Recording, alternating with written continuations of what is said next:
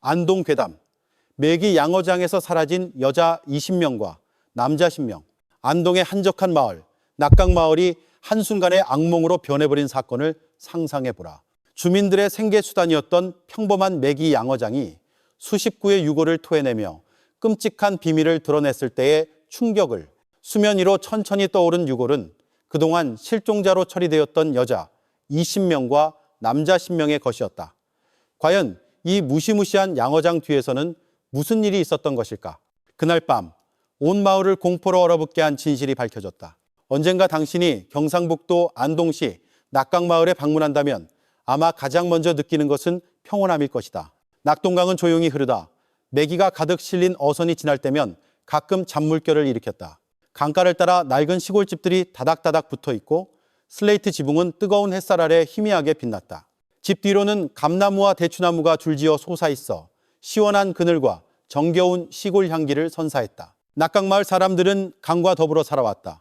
아이들은 어릴 때부터 강에서 멱을 감고 수영을 하며 때로는 거센 물살 속에서 노젓는 법을 배웠다. 아침이면 강가로 달려가는 아이들의 웃음소리가 공기를 가득 채웠고 저녁이면 남자들은 마을 어귀의 작은 선술집에 모여 앉아 쓴 소주를 들이켜거나 값싼 막걸리를 마시며 그날 잡은 고기나 사료값 혹은 시시콜콜한 마을 정치 이야기를 나눴다. 이곳의 삶은 마치 강물의 흐름처럼 느리게 흘러가는 듯했다.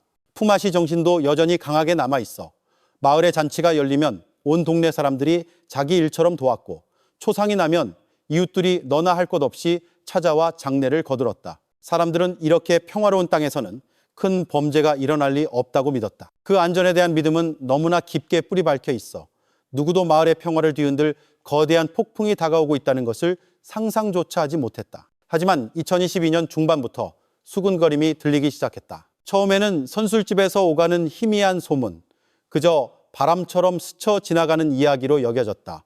하지만 시간이 흐르면서 그 소문은 점차 현실적인 불안감으로 바뀌었다. 누군가 사라지기 시작한 것이다. 첫 번째 희생자는 50살이 넘은 김 씨였다. 그는 술에 취해 비틀거리기 일쑤여서 마을 사람들에게 잘 알려진 인물이었다. 그날 밤 그는 아내에게 마을 끝 선술집에 다녀오겠다며 집을 나섰다. 딱 2잔만 하고 돌아오겠다는 말과 함께. 하지만 아침이 되어도 그는 돌아오지 않았다. 아내와 자식들은 애타는 마음으로 기다렸다. 친척집을 찾아보고 밭을 뒤지고 심지어 강가를 샅샅이 뒤졌지만 허사였다. 마치 땅이 그의 몸을 통째로 삼켜버린 것 같았다. 몇몇 주민들은 그가 비 때문에 도망쳤거나 술에 취해 길을 잃었을 거라고 말했다. 동네 파출소에서는 실종 신고를 접수했지만 을에 있는 주치자의 가출 정도로 여기고 대수롭지 않게 넘어갔다. 하지만 하루하루가 지나고 몇 주가 흘러도 김 씨는 나타나지 않았다. 그 충격이 채가 시기도 전인 다음 달 부두 근처 작은 시골집에 홀로 살던 중년의 과부 박 여사가 사라졌다는 소식이 들려왔다. 박 여사는 텃밭에서 기른 채소를 매일 시장에 내다 파는 부지런한 사람이었다. 어느 날 아침 대구에서 일하는 아들이 어머니에게 전화를 걸었지만 받지 않았다. 그는 이웃에게 부탁해 집을 확인해달라고 했다. 문은 안에서 잠겨 있었고 다툼의 흔적이나 없어진 물건도 없었다. 문을 부수고 들어가 보니 모든 가구가 단정하게 정돈되어 있었고 오직 집주인만 흔적도 없이 사라진 상태였다. 그 소식에 주민들은 소름이 돋았다. 어떻게 자기 집에서 사람이 감쪽같이 사라질 수 있단 말인가? 그들은 그렇게 수군거렸다. 하지만 언제나처럼 시간은 소란을 잠재웠고 사람들은 다시 밭일과 양어장 일에 바빠졌다. 박 여사와 김 씨의 이야기는 서서히 일상에 묻혀갔다. 하지만 운명은 다른 길을 예비하고 있었다. 몇 주 뒤 술을 좋아하기로 소문난 또 다른 남자가 선술집에서 돌아온 후 사라졌다. 그 뒤를 이어 옆 동네의 한 늙은 과부가 실종됐다. 사건이 터질 때마다 마을은 며칠간 떠들썩했지만 이내 다시 평범한 일상으로 돌아갔다. 그러다 2022년 말에 이르러 실종자 수는 10여 명에 달했다. 주민들은 공포에 떨기 시작했다. 누군가는 물귀신이 데려간 것이라고 했고 또 다른 누군가는 인신매매단의 소행일 거라고 의심했다. 하지만 분명한 것은 한때 낙강마을을 단단히 지탱하던 안전에 대한 믿음이 이제는 금이 가기 시작했다는 사실이었다. 사람들은 밤에 외출하기를 꺼렸고 과부들은 집에 틀어박혔으며 선술집에서는 모든 대화가 결국 하나의 질문으로 귀결되었다. 누가 그들을 데려간 걸까?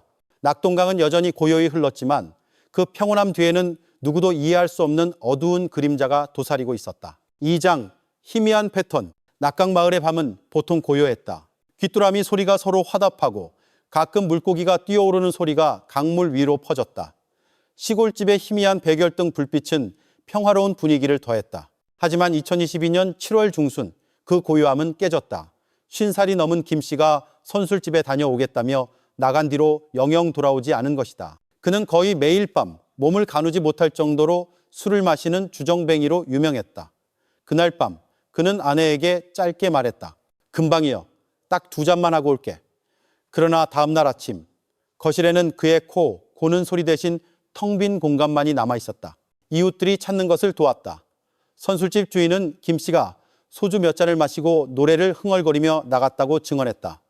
그 후로 그의 행방은 묘연했다. 파출소 경찰이 와서 보고서를 작성했지만 별다른 조치를 할 수는 없었다. 술에 취해 강에 빠졌을 수도 있죠. 한 경찰관이 말했다. 하지만 그의 아내는 알고 있었다. 남편은 자주 취했지만 이틀 이상 집을 비운 적은 한 번도 없었다. 하루하루가 흘러도 그는 돌아오지 않았다. 한 달 뒤 이번에는 홀로 사는 중년 과부 박 여사가 사라졌다. 그녀의 지분 안에서 굳게 잠겨 있었다. 대구에서 일하는 아들이 전화를 걸었지만 답이 없었다. 주민들은 파출소에 신고했고 함께 문을 부수고 들어갔다. 아는 모든 것이 정돈되어 있었다. 냄비에는 어젯밤 끓인 국이 그대로 남아 있었고 박 여사의 고무신은 문가에 놓여 있었다. 하지만 그녀는 없었다. 마치 보이지 않는 문으로 빠져나가기라도 한 것처럼 파출소 경찰들은 혼란스러워하며 보고서를 작성하고 주민들에게 조심하라고 당부하는 것 외에는 할 수 있는 일이 없었다. 이 이야기는 며칠간 마을을 떠들썩하게 했지만 늘 그렇듯 농부와 어부의 삶은 계속되어야 했다. 소란은 잦아들었지만 불안의 그림자가 주민들의 마음속에 자리 잡기 시작했다. 2022년 10월 또 다른 이름이 명단에 올랐다. 최 씨. 그는 사람들이 술을 마시는 선술집에서 도박을 즐기는 것으로 유명했다. 그의 아들 민수는 그날 밤을 똑똑히 기억했다. 아버지가 뺨에 긴 흉터가 있어 흉터박이라 불리며 모두가 두려워하는 동네 건달과 다퉜던 밤이었다. 최 씨는 흉터박이 속임수를 썼다고 비난했고 흉터박은 거친 협박으로 맞받아쳤다. 빚 안 갚으면 나 원망하지 마라. 그 일이 있고 사흘 뒤 최 씨는 부두에서 사라졌다. 사람들은 강물에 떠내려가는 그의 낡은 밀짚 모자만 발견했을 뿐 의문은 더욱 커져만 갔다. 2주도 채 되지 않아 시장에서 나무를 팔던 이 씨 할머니가 새벽에 집을 나선 뒤 돌아오지 않았다. 그녀의 대나무 바구니는 흙길 옆에서 발견되었다. 나물은 그대로 있었지만 이 씨 할머니는 다시 나타나지 않았다. 2023년 1월 나룻배 사공인 정 씨가 사라졌다. 그날 밤 몇몇 사람들이 그가 부두에서 만취한 것을 보았다. 다음 날 그의 작은 배는 여전히 묶여 있었고 노는 지늘게 빠져 있었지만 그는 없었다. 그 후로도 몇몇 사람들이 더 사라졌다. 억수라는 이름의 주정뱅이는 선술집에서 잠든 모습이 마지막이었고 다시는 그곳에서 깨어나지 못했다. 논두렁가에 살던 노씨 할머니는 늘 새벽 기도를 드리던 동네 작은 교회에 나타나지 않았다. 밭을 돕는 것을 좋아하던 주정뱅이 강 씨는 동네 술잔치에 갔다가 돌아오지 않았다. 2023년 3월까지 총 12명이었다. 패턴이 뚜렷해지기 시작했다. 술에 중독된 남자들이나 홀로 사는 과부들, 희생자들은 마치 세심하게 선택된 것 같았다. 주민들은 불안에 떨었다. 낙강마을의 밤은 적막해졌고 한때 붐비던 선술집은 썰렁해졌다. 과부들은 해가 지기 전에 문을 걸어 잠갔고 아이들은 부두에서 오래 놀지 못하게 했다. 사람들은 수군거렸다. 이게 물귀신의 짓일까? 아니면 우리를 노리는 나쁜 놈이 있는 걸까? 이 불안 속에서 유독 한 사람이 더욱 초조해졌다. 안동경찰서에 갓 부임한 젊은 경찰 강민준 순경이었다. 그는 주정뱅이 남자가 사라졌다는 소식을 들을 때마다 아버지의 얼굴이 떠올랐다. 다른 마을에 사는 그의 아버지도 지독한 알코올 중독자였다.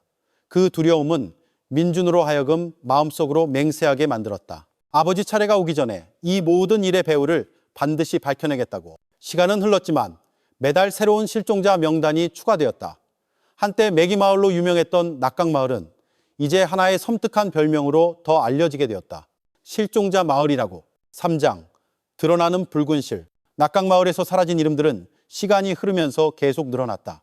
첫 번째 주정뱅이 김씨, 시골집에서 사라진 과부 박씨, 도박과 술을 좋아하던 최씨, 시장에서 돌아오지 않은 나물장수 이씨, 부두에서 실종된 뱃사공정씨, 선술집에서 잠들었다가 깨어나지 못한 억수, 새벽 기도에 나타나지 않은 노씨 할머니, 그리고 술잔치에서 돌아오지 않은 강씨까지 2023년 3월까지 총 12명이었다. 처음에 주민들은 이 모든 것을 우연으로 치부했다. 누군가는 비 때문에 야반도주했다고 말했고 다른 누군가는 물귀신에게 홀렸을 거라고 수군거렸다. 하지만 희생자 수가 점점 늘어나고 패턴이 보이기 시작하자 무관심했던 태도는 서서히 두려움으로 바뀌었다. 마을의 밤은 고요해졌다. 아이들은 해가 진 뒤에는 부두 근처에서 놀지 않았고 과부들은 불안해서 친척 집에서 잠을 청했으며 남아있던 주정뱅이들조차 선술집에 모이기를 꺼렸다. 사람들은 선술집에서, 시장에서, 심지어 교회 예배가 끝난 후에도 걱정스러운 목소리로 이 이야기를 나누기 시작했다. 똑같은 수군거림이 들려왔다. 왜 술주정뱅이 남자들과 과부들만 사라지는 걸까? 한 노인이 선술집에서 말했다. 봐, 김씨, 최씨, 정씨, 억수, 강씨 모두 술고래였잖아. 다른 사람이 맞장구를 쳤다. 그리고 박씨, 이씨, 노씨는 다 과부였고 이게 우연일까? 한 젊은이가 고개를 저었다. 물귀신의 짓이라면 아무나 데려갔겠지. 하지만 사라진 사람들은 가장 약한 사람들이잖아. 그 말은 진지한 대화의 주제가 되어 퍼져나갔다. 패턴은 점점 더 명확해졌다. 희생자들은 평범한 사람들이 아니었다. 사회적으로 무시당하던 사람들이었다. 주정뱅이 남자들은 가족의 수치로 여겨져 종종 조롱당하고 방치되었고 과부들 역시 온갖 험담의 대상이 되거나 의심의 눈초리를 받았다. 그들은 그저 힘겹게 살아남으려 애썼을 뿐인데도 말이다. 바로 이 낙인 때문에 그들의 실종은 초기에 중요하게 다뤄지지 않았다. 사회적으로 큰 압력이 없었기에 범인은 누군가 진심으로 찾으려 하지 않을 것이라는 사실을 알고 자유롭게 먹잇감을 고를 수 있었던 것이다. 하지만 모든 희생자가 아무것도 남기지 않고 사라진 것은 아니었다. 몇 가지 작은 단서들은 소름을 돋게 했다. 최 씨의 낡은 밀짚 모자는 마치 서둘러 떨어뜨린 것처럼 강가에 떠다니다 발견되었다. 이 씨 할머니의 나물이 담긴 대나무 바구니는 흙길 위에 버려진 채 발견되었다. 정 씨의 작은 배는 부두에 단정히 묶여 있었고 노는 지늘게 빠져 있었지만 주인은 돌아오지 않았다. 노 씨 할머니의 낡은 고무신은 툇마루에 놓여 있었고 문은 반쯤 열려 있었다. 이웃이 찾으러 왔을 때 집안의 등유램프는 여전히 켜져 있었다. 이러한 세부 사항들은 사람들에게 단순한 불운 이상의 어두운 무언가가 있다는 확신을 심어주었다. 안동경찰서의 젊은 경찰 강민준 순경에게 이 모든 것은 더 이상 마을의 뜬소문이 아니었다. 그는 선술집 구석에 오래 앉아 주민들의 대화를 엿듣고 희생자들의 이름과 습관을 작은 수첩에 기록했다. 한 장 한 장 채워졌다. 김씨, 주정뱅이, 박씨, 홀로 사는 과부, 최씨, 주정뱅이 겸 도박꾼, 이씨 과부, 정씨 주정뱅이, 억수 주정뱅이, 노씨 늙은 과부, 강씨 주정뱅이, 붉은 실이 보이기 시작했다. 희생자들은 무작위가 아니라 가장 무시하기 쉬운 사회의 변두리 사람들이었다. 이름을 쓸 때마다 민주는 가슴이 답답해졌다. 강 건너 마을에 사는 자신의 아버지도 주정뱅이였다. 만약 아버지가 낙강마을에 살았다면 이 패턴에 쉽게 포함될 수 있었다. 그 상상은 매일 밤 민준을 괴롭혔다. 만약 어느 날 아버지가 그냥 사라진다면 누가 신경이나 쓸까? 그는 생각했다. 바로 그 두려움이 이 모든 일 뒤에 범인이 있다는 확신을 더욱 굳건하게 만들었다. 마침내 민주는 용기를 내어 자신의 기록을 상관인 이진욱 경감에게 보고했다. 소박한 안동경찰서 사무실에서 그는 떨리는 손으로 작은 수첩을 건넸다. 이진욱은 한 장씩 넘기며 희생자들의 이름, 나이, 습관, 그리고 마지막 목격 장소를 읽었다. 그는 오랫동안 침묵하며 단순하지만 의미심장한 기록을 응시했다. 이게 사실이라면 이진욱이 낮은 목소리로 말했다. 우리는 지금 의도적으로 희생자를 고르는 누군가와 마주하고 있는 거야. 그는 누가 사라져도 사람들이 열심히 찾지 않을지 알고 있어. 가장 주목받지 못하는 사람들을 고르는 거지. 민주는 숨을 참으며 고개를 끄덕였다.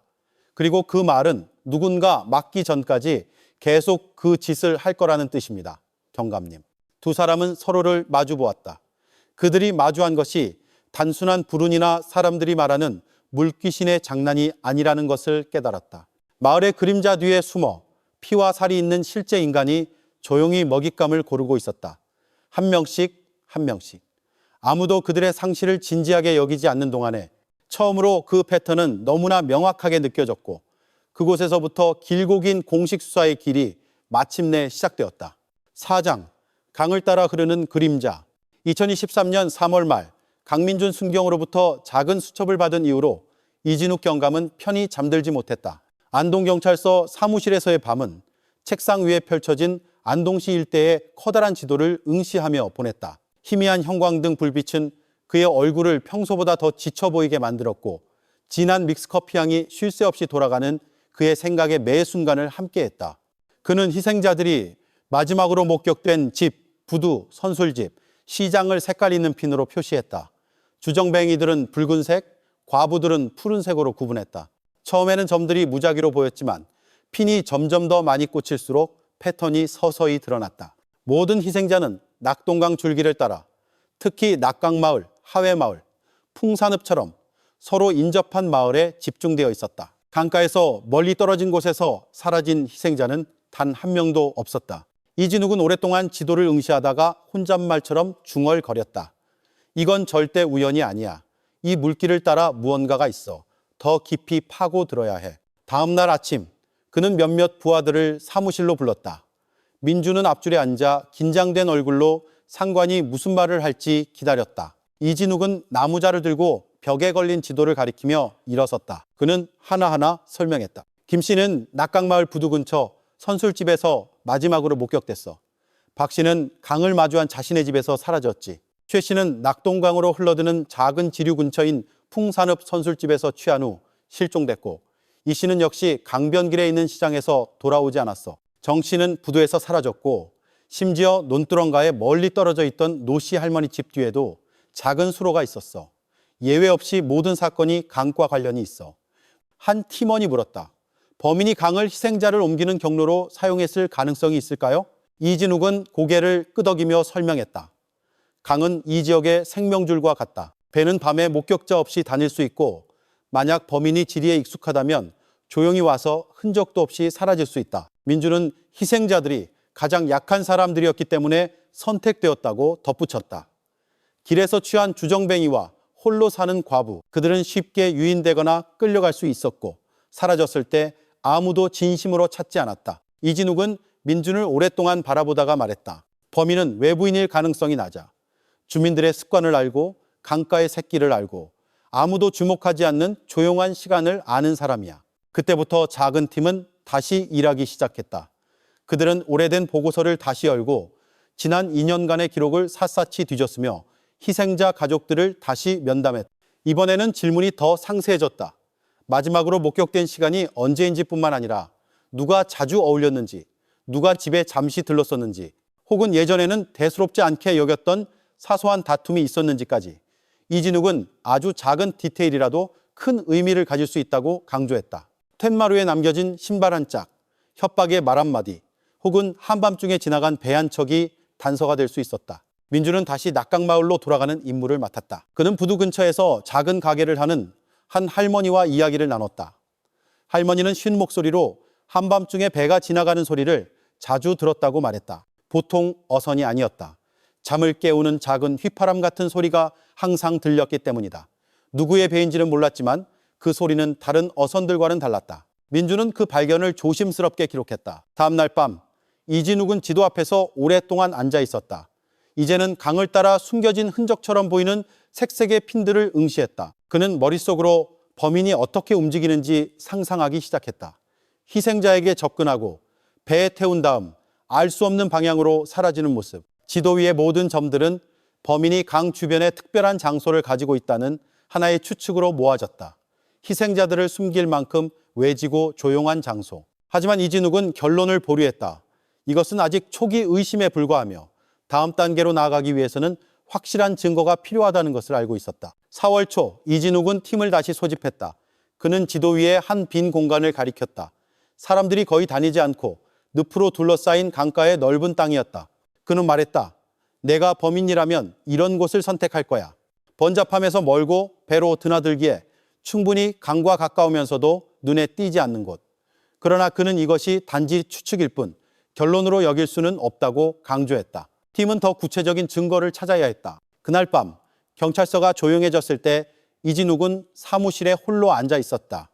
그는 피로와 결의가 뒤섞인 감정으로 지도를 바라보았다. 길은 아직 멀다는 것을 알았지만 한 가지는 분명했다.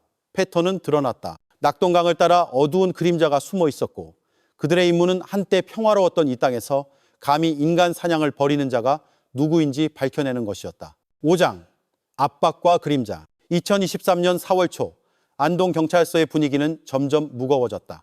이진욱 경감이 희생자들이 모두 강과 관련이 있다는 패턴을 발견한 지 몇 주가 지났지만 그 이후로 보고서는 계속 쌓여만 갔다. 주민들은 불안해했고 그들의 목소리는 안동 시내를 넘어 대구까지 들리기 시작했다. 누군가 하룻밤 집에 돌아오지 않았다는 소식이 들릴 때마다 마치 새로운 희생자의 차례가 온 것처럼 즉시 공포가 퍼졌다. 어느 날 아침 경찰서장이 이진욱을 자신의 방으로 불렀다. 그의 얼굴은 굳어 있었고 손가락으로 책상을 반복해서 두드렸다. 그는 단호한 어조로 말했다.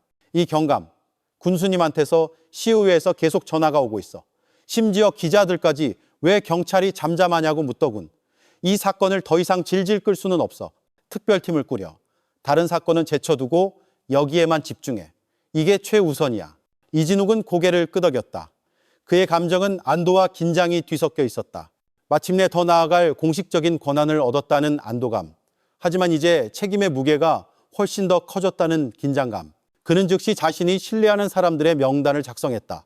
민준도 그 안에 포함되었다. 아직 젊었지만 그의 용기는 무시할 수 없었다.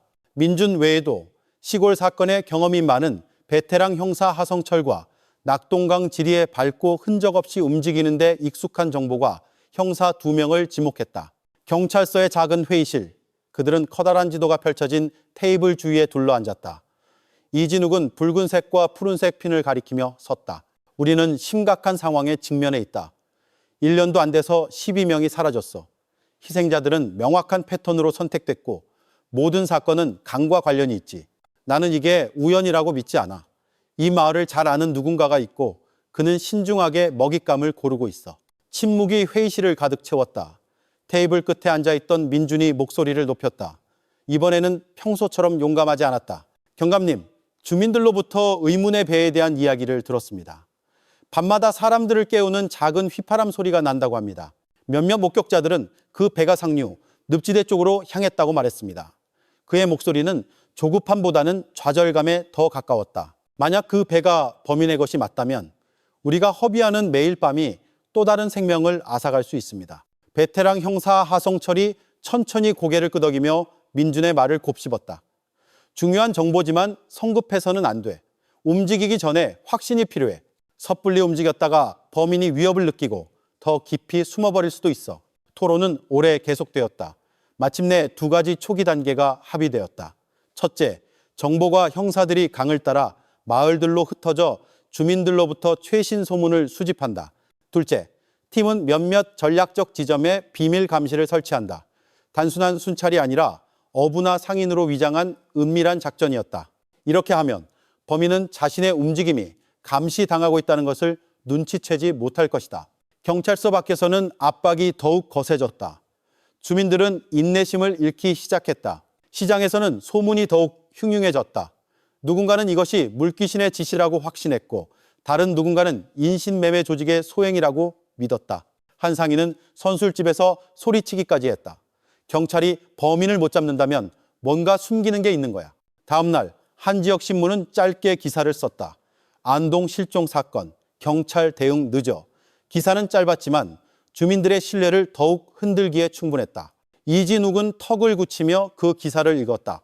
그는 더 이상 이론만 펼치고 있을 수 없다는 것을 알았다. 팀은 즉시 실질적인 무언가를 찾아내야 했다. 며칠 뒤 정보가 형사 중 한 명인 랜드라가 심각한 얼굴로 찾아왔다. 그는 풍산읍의 한 주민이 한밤중에 작은 휘파람 소리를 내는 배가 상류, 사람들이 거의 다니지 않는 늪지대 쪽으로 향하는 것을 들었다고 보고했다. 회의실의 모든 시선이 지도에 쏠렸다. 이진욱은 그동안 거의 주목받지 않았던 외딴 지역을 가리켰다. 만약 그 배가 정말 그곳으로 갔다면 범인은 늪 근처에 거처를 두고 있을 가능성이 있어. 그가 조심스러운 어조로 말했다. 민주는 불안한 눈으로 지도를 응시했다. 경감님, 우리가 기다리기만 한다면 다음 희생자가 이미 그곳으로 끌려갔을지도 모릅니다. 그냥 가만히 있어야 합니까? 그의 목소리는 이번에는 감정보다는 내적인 압박감으로 가득 차 있었다. 이진욱은 그를 오랫동안 바라본 후 대답했다. 이해해, 민준.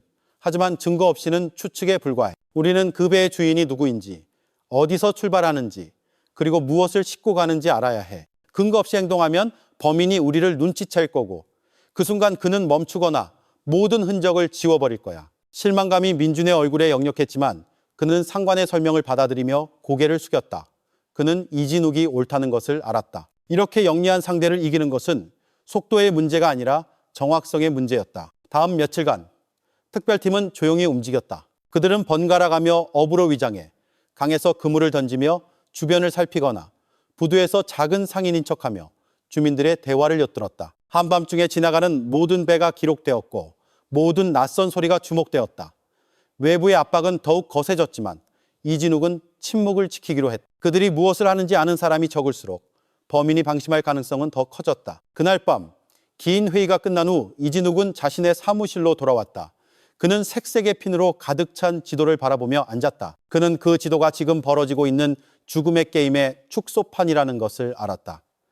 붉은색과 푸른색 점들은 생명이었고 구불구불한 강줄기는 사냥꾼의 경로였으며 그들이 성과 없이 보내는 매일 밤은 다음 희생자가 차례를 기다리고 있을 가능성을 의미했다.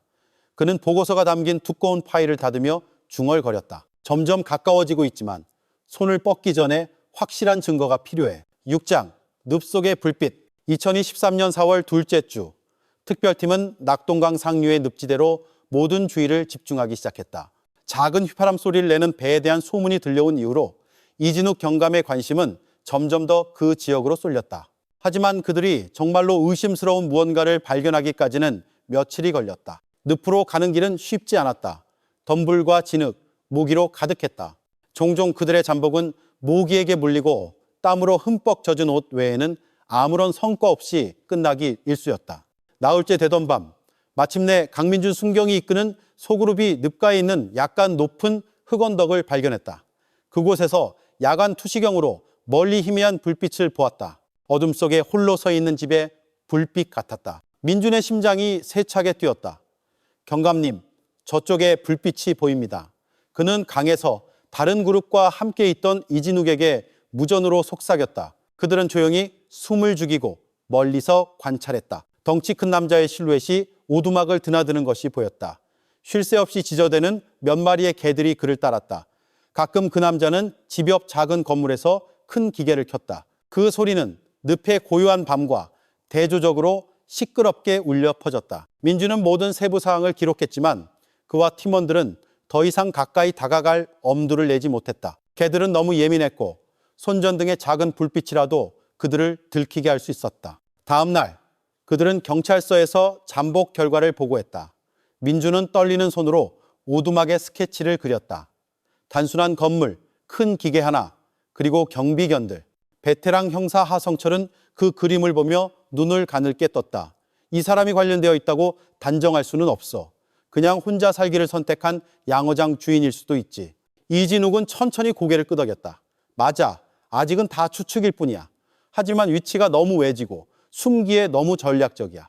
계속 감시해야 해. 성급하게 굴지 마. 다음 며칠 밤 감시는 계속되었다.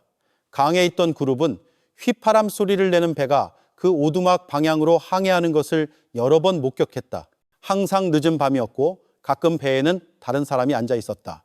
보통 술에 취했거나 비틀거리며 내리는 모습이었다.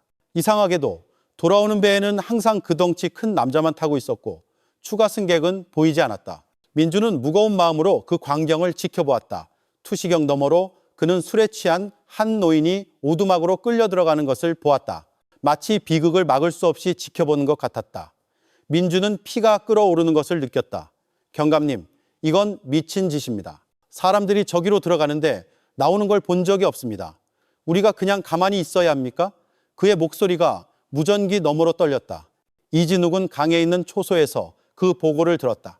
그의 턱이 굳어졌다. 그는 차분한 목소리로 대답했다. 민준, 내 마음 알아. 하지만 우리가 본 건 아직 추측일 뿐이야. 물리적인 증거가 없어. 희생자의 물건, 명확한 영상, 혹은 직접적인 목격자 같은 확실한 게 필요해. 그런 것 없이 움직일 수는 없어. 그 말은 민준의 가슴에 죄책감을 더했다. 그날 밤 그는 잠들 수 없었다. 오두막으로 끌려간 노인의 얼굴이 머릿속에서 떠나지 않았다. 그는 누군가 사라지는 것을 그냥 내버려둔 겁쟁이처럼 느껴졌다. 옆에서 자던 하성철이 그의 어깨를 두드렸다. 자책하지 마, 민준. 우리가 성급하게 굴었다면 우리 모두 흔적도 없이 사라졌을 거야. 믿어. 우리가 행동할 때가 올 거야. 긴장감은 점점 쌓여갔다. 모든 잠복 보고는 공포감을 더했다. 그 남자가 계속 켜는 큰 기계는 미스터리였다. 늪 한가운데서 그렇게 큰 기계가 왜 필요한가? 왜 그는 항상 늦은 밤에 그것을 켜는가? 질문들은 답 없이 맴돌며 의심만 증폭시켰다. 어느 날 밤, 민주는 거의 참을 수 없었다. 은신처에서 그는 한 젊은이가 배에 실려 들어가는 것을 보았다. 그의 몸은 반쯤 의식을 잃은 듯 축 늘어져 있었다. 민주는 무기를 꽉 쥐었다. 늪을 뚫고 달려가 모든 것을 멈추고 싶었다. 하지만 하성철이 그의 어깨를 강하게 잡았다. 개죽음 당하고 싶어? 저 개들을 봐. 우리가 가야 할 거리를 보라고. 다가가기도 전에 들킬 거야. 민주는 이를 갈았다. 눈물이 거의 터져 나올 뻔했다. 죄책감과 분노가 뒤섞여 가슴이 답답했다. 처음으로 그는 경찰로서의 임무를 실패한 것처럼 진정으로 느꼈다. 그 보고가 이진욱에게 전달되었을 때 그는 잠시 눈을 감을 수밖에 없었다. 민준에게서 온 모든 이야기는 그의 어깨를 짓누르는 새로운 부담 같았다. 그는 자신의 팀이 좌절감에 지쳐가고 있다는 것을 알았다. 우리는 실패해서는 안 돼. 그가 낮지만 단호한 목소리로 말했다. 다른 방법을 찾고 있어. 우리는 확실한 증거가 필요해. 영상이든 물건의 흔적이든 방법을 찾을 거야. 밤낼 밤라 지났고 감시는 계속되었다. 오두막은 희미한 불빛, 개 짖는 소리, 그리고 멈추지 않는 기계 소리와 함께 여전히 미스터리로 남아 있었다. 팀은 그곳이 어두운 비밀을 품고 있다고 더욱 확신했지만 그때까지 모든 것은 멀리서 본 그림자에 불과했다. 그리고 절망감 뒤에는 한 가지 무서운 사실이 있었다. 그들이 기다리는 동안 사냥꾼의 그림자는 계속 배회하고 있었고 아마도 바로 그 순간 새로운 희생자가 휘파람 소리를 내는 그 배의 가장자리에 마지막 발걸음을 내딛고 있을지도 모른다는 것이었다. 7장 벼랑 끝의 선택. 2023년 4월 중순 낙강마을의 분위기는 더욱 험악해졌다. 최근 며칠 사이 새로운 실종 신고 2건이 또 들어왔다. 풍산읍에서 선술집에서 밤을 보낸 후 돌아오지 않은 주정뱅이 남자 1명과 시장에서 나무를 팔아 많은 주민들이 알고 있던 풍산읍의 늙은 과부 1명이었다. 그 과부의 실종은 마을을 발칵 뒤집어 놓았다. 이전 희생자들이 비교적 혼자 사는 경향이 있었던 것과 달리 이번에는 온 마을이 그녀를 알고 있었기 때문이다. 두려움과 분노가 뒤섞여 퍼져나갔다. 매일 밤 집집마다 문은 더 일찍 잠겼고 아이들은 엄격한 감시 아래 마당에서만 놀 수 있었으며 여자들은 안전을 위해 친척집에서 밤을 보내는 것을 선택했다. 선술집에서는 주민들의 대화가 더욱 격해졌다. 경찰이 가만히 앉아만 있으면 우리가 직접 나설 거야. 한 중년 남자가 말하자 동의하는 함성이 터져 나왔다. 심지어 한 무리의 주민들이 횃불과 뾰족한 대나무를 들고 강으로 내려가 의심스러운 사람을 찾겠다며 소리치기도 했다. 다행히 마을 이장이 재빨리 그들을 진정시켰지만 주민들의 인내심이 한계에 다다랐다는 것은 분명했다. 안동경찰서에서도 압박은 극에 달했다. 서장은 군청 공무원들로부터 매일 전화를 받았다. 심지어 언론에서는 경찰의 늑장 대응을 비꼬는 기사까지 나왔다. 이진욱은 굳은 얼굴로 그 기사를 읽었다. 그는 더 이상 감시만 하고 있을 수 없다는 것을 깨달았다. 성과 없는 하루하루는 또 다른 희생자가 사라질 수 있다는 것을 의미했다. 그날 밤 회의에서 이진욱은 색색의 핀으로 가득 찬 커다란 지도 앞에 섰다. 그는 무거운 표정으로 새로 꽂힌 2개의 핀을 가리켰다. 새로운 희생자다. 한 명은 풍산읍에서, 다른 한 명도 풍산읍에서. 둘 다 패턴에 부합하고 우리 모두 그들이 늪에 그 오두막으로 끌려갔을 가능성이 높다는 걸 알고 있다. 그는 잠시 말을 멈추고 그의 말이 회의실에 가라앉도록 두었다. 문제는 우리에게 아직 물리적 증거가 없다는 거야. 우리가 경찰 신분으로 정당한 이유 없이 들어간다면 그 오두막은 그냥 평범한 양어장 주인의 집처럼 보일 뿐이야. 다른 방법이 필요해. 침묵이 무겁게 내려앉았다. 테이블 끝에 앉아있던 민주는 턱을 굳힌 채 고개를 숙였다. 그의 눈은 잠 부족뿐만 아니라 죄책감에 시달려 붉어져 있었다. 그는 쉰 목소리로 이진욱을 바라보았다. 경감님, 저는 제가 아직 경찰이라고 불릴 자격이 있는지 모르겠습니다. 저는 제 눈으로 사람들이 그곳으로 끌려가는 것을 보았습니다. 하지만 아무것도 하지 못했습니다. 그들은 사라졌고 저는 그냥 가만히 있었습니다. 단 한 명의 생명도 구하지 못한다면 이 제복이 무슨 소용입니까? 민준의 말에 회의실은 침묵에 잠겼다. 베테랑 형사 하성철은 걱정스러운 눈으로 그를 바라보다가 조용히 말했다. 민준, 자책하지 마. 우리의 임무는 성급하게 행동하는 게 아니라 진실을 밝히는 거야. 어제 네가 쳐들어갔다면 아마 우리 모두 돌아오지 못했을 거야. 기억해, 넌 실패한 게 아니야. 넌 아직 여기서 우리와 함께 싸우고 있어. 이진욱이 다가가 민준의 어깨를 두드렸다. 네 마음 알아. 나도 새로운 희생자 소식을 들을 때마다 죄책감을 느껴. 하지만 바로 그렇기 때문에 우리는 더 영리한 방법을 찾아야 해. 우리는 경찰로 들어갈 수 없어. 위장해서 들어가야 해. 그가 의심하지 않을 공식적인 이유를 가지고. 몇몇 팀원들은 그 아이디어에 놀라 서로를 쳐다보았다. 무엇으로 위장합니까, 경감님? 정보가 형사랜드라가 물었다. 이진욱은 지도를 바라보다가 단호하게 대답했다. 검사관으로, 환경보건이나 동물검사 같은 이유로 말이야. 군청에서 온 시찰단처럼 보일 거야. 공식 서류를 가져가고 그렇게 하면 그가 위협을 느끼지 않고 더 가까이서 볼 수 있을 거야. 긴 토론이 이어졌다. 물고기 상인으로 위장하자는 제안도 있었고 도움을 청하는 업으로 접근하자는 의견도 있었다. 하지만 이진욱은 공식적인 이유가 더 강력하다고 주장했다. 만약 범인이 정말 교활하다면 오직 공식적인 문서와 신분만이 그의 경계를 허물 수 있을 것이라고. 한편 외부의 압박은 줄어들지 않았다. 마을회관에서는 새로운 희생자의 가족들이 정의를 요구하며 울부짖었다. 어머니를 잃은 한 어린아이의 울음소리는 듣는 모든 이의 마음을 꿰뚫었다. 민주는 군중 속에 서서 조용히 그 광경을 지켜보았다. 그의 마음은 더욱 갈기갈기 찢어졌다. 그는 스스로에게 약속했다. 만약 위장 계획이 정말 실행된다면 더 이상 아무도 헛되이 사라지지 않도록 하겠다고. 그날 밤 회의가 끝난 후 이진욱은 자신의 사무실로 돌아왔다. 그는 이제 거의 핀으로 가득 찬 지도를 바라보았다. 강줄기는 마치 10여 명의 목숨을 삼킨 죽음의 길처럼 보였다. 그는 마음속으로 속삭였다. 우리는 들어가야만 해. 그리고 이번에는 빈손으로 돌아올 수 없어. 처음으로 특별팀은 명확한 방향을 가졌다고 느꼈다. 더 이상 멀리서 감시만 하는 것이 아니라 그들이 어두운 비밀을 품고 있다고 믿는 소굴로 직접 발을 들여놓을 준비를 하고 있었다. 팔짱, 위장. 2023년 4월 말 안동경찰서의 분위기는 점점 더 긴장되었다. 매일같이 주민 실종 소식이 시장의 화제거리가 되었다. 사람들은 더 이상 물고기 값이나 벼 수확에 대해 이야기하지 않았다. 대신 어젯밤 또 누가 집에 돌아오지 않았는지를 이야기했다. 주민들의 압박은 경찰서 사무실의 공기를 더욱 무겁게 만들었다. 마치 모든 벽이 요구의 속삭임을 품고 있는 것 같았다. 그날 밤 특별팀은 작은 회의실에 모였다. 희미한 형광등이 걸려 있었고 테이블은 지도와 기록 그리고 식어버린 커피잔으로 가득했다.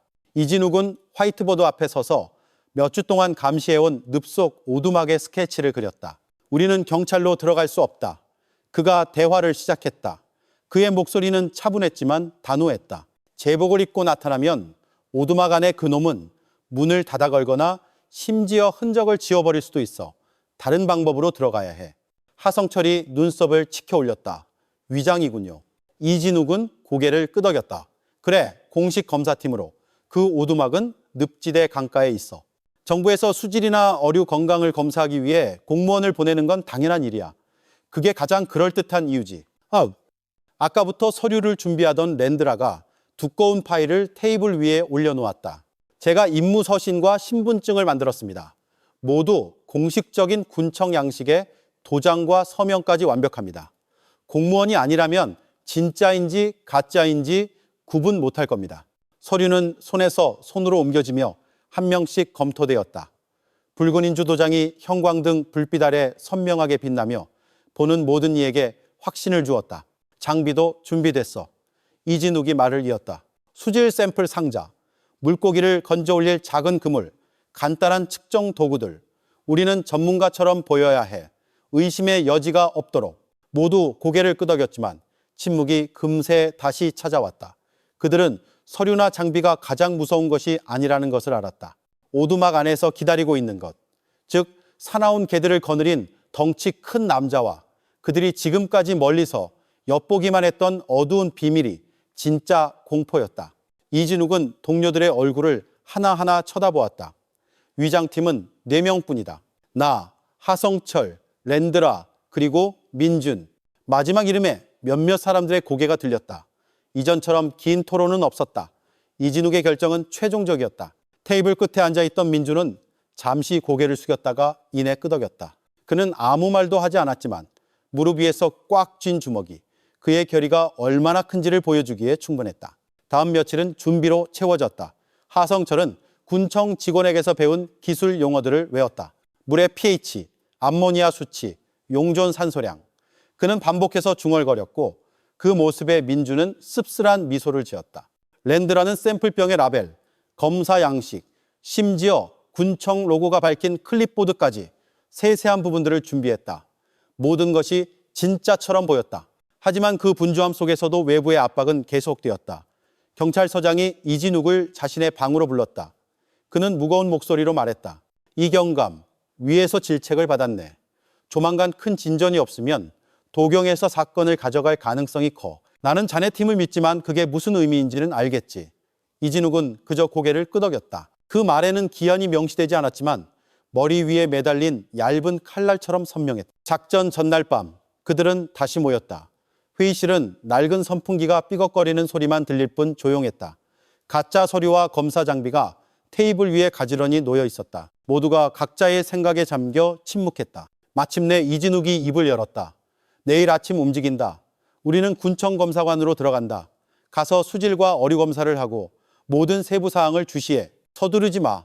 우리의 임무는 체포가 아니라 관찰이야. 확실한 증거가 나오면 그 실마리를 잡고 다음 단계로 넘어간다. 그는 잠시 말을 멈추고 맞은편에 앉은 민준을 바라보았다. 젊은 경찰관은 고개를 들었다. 그의 눈은 피로의 그림자로 가득했지만 꺼지지 않는 불꽃을 품고 있었다. 이진욱은 구두 약속이 필요 없었다. 그는 그 눈빛에서 결의를 읽을 수 있었다. 하성철이 좀 더 부드러운 어조로 덧붙였다. 기억해. 우리는 영웅으로 들어가는 게 아니라 그림자로 들어가는 거야. 감정에 휘둘리지 마. 한 사람이 서두르면 모두가 무너질 수 있어. 아무도 말로 대답하지 않았다. 오직 조용한 끄덕임, 무거운 숨소리, 그리고 서로 마주치는 시선만이 있었다. 그날 밤 그들은 경찰서에서 쪽잠을 잤다. 민주는 긴 의자에 누워 눈을 뜬 채 천장을 바라보았다. 그의 머릿속에는 보고서에서 본 희생자들의 얼굴이 떠올랐다. 늙은 주정뱅이, 나무를 팔던 과부, 배에 오른 후 사라진 젊은이, 모두가 침묵 속에서 그를 바라보며 대답을 기다리는 것 같았다. 그는 눈을 감고 긴 숨을 내쉬었다. 내일이면 그는 그 오두막에 있을 것이다. 그들이 의심하는 남자와 직접 마주하게 될 것이다. 그리고 무슨 일이 일어나든 더 이상 물러설 길이 없다는 것을 그는 알았다. 9장, 악마의 문턱에서 2023년 4월 말 아침 옅은 안개가 낙동강을 감싸고 있었다. 작은 모터보트 한 척이 물살을 가르며 천천히 나아갔다. 깔끔한 옷차림에 서류 가방과 장비 상자를 든 4명의 남자가 타고 있었다. 멀리서 보면 평범한 공무원처럼 보였지만 단정한 셔츠 아래에서 그들의 심장은 세차게 뛰고 있었다. 이진욱은 맨 앞에 앉아 오두막이 서 있는 늪을 향해 시선을 고정했다. 하성철은 무릎 위에 서류 가방을 끌어안고 있었다. 그의 얼굴은 평온해 보였지만 관자놀이는 땀으로 젖어 있었다.